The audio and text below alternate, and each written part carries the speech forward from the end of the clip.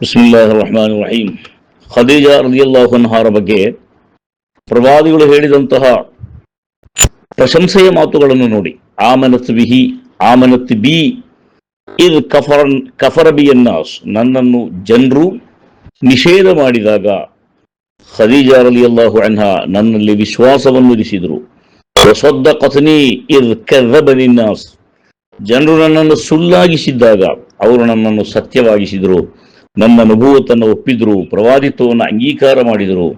ವವಾಸತ್ನಿ ಬಿಮಾಲಿಹ ಇದ್ ಹರಮನಿನ್ನಾಸ್, ಜನರು ನನಗೆ ಬರುವಂತಹ ಸಂಪತ್ತುಗಳನ್ನು ತಡೆದಾಗ, ಆರ್ಥಿಕವಾಗಿ ನನ್ನನ್ನು ದುರ್ಬಲಗೊಳಿಸುವ ಪ್ರಯತ್ನ ಮಾಡಿದಾಗ, ನನ್ನ ಮೇಲೆ ಬಹಿಷ್ಕಾರಗಳನ್ನು ಹಾಕಿದಾಗ ಖದೀಜಾ ತನ್ನ ಸಂಪತ್ತಿನ ಮೂಲಕ ನನಗೆ ನೆರವಾದರು.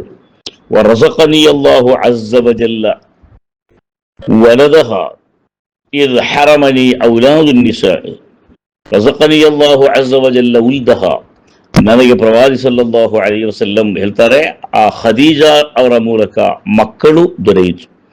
ಇತರ ಪತ್ನಿಯರು ಮಕ್ಕಳನ್ನು ಹೆಡೆಯಲು ಸಾಧ್ಯವಾಗದ ಸಂದರ್ಭದಲ್ಲಿ ಖದೀಜಾ ಅವರು 6 ಮಕ್ಕಳನ್ನು ಪ್ರವಾದಿ ಸಲ್ಲಲ್ಲಾಹು ಅಲೈಹಿ ವಸಲ್ಲಂ ಅವರಿಗೆ ಹೆತ್ತು ಕೊಟ್ಟರು.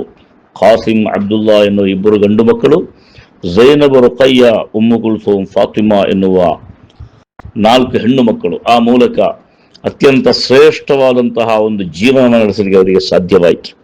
ವ್ಯಾಪಾರದ ಅವಶ್ಯಾರ್ಥವಾಗಿ ಅವರನ್ನು ನೇಮಕ ಮಾಡಿರುವಂತಹ ಹುದ್ದೆಯಲ್ಲಿ ಅವರು ತೋರಿದ ಅಪಾರವಾದ ಕಾಳಜಿ, ನಿಸ್ವಾರ್ಥತೆ, ಅವರ ವಿಶ್ವಾಸ, ಸತ್ಯಸಂಧತೆ, ಇದನ್ನೆಲ್ಲ ಕಂಡು ಅವರ ಜೀವನದಲ್ಲಿ ಆಕೃಷ್ಟರಾಗಿ ಖದೀಜಾ ರಲಿಯಲ್ಲಾಹು ಅನ್ಹಾ ಅವರನ್ನು ಅಪ್ಪಿಕೊಂಡು ಮದುವೆಯಾದರು.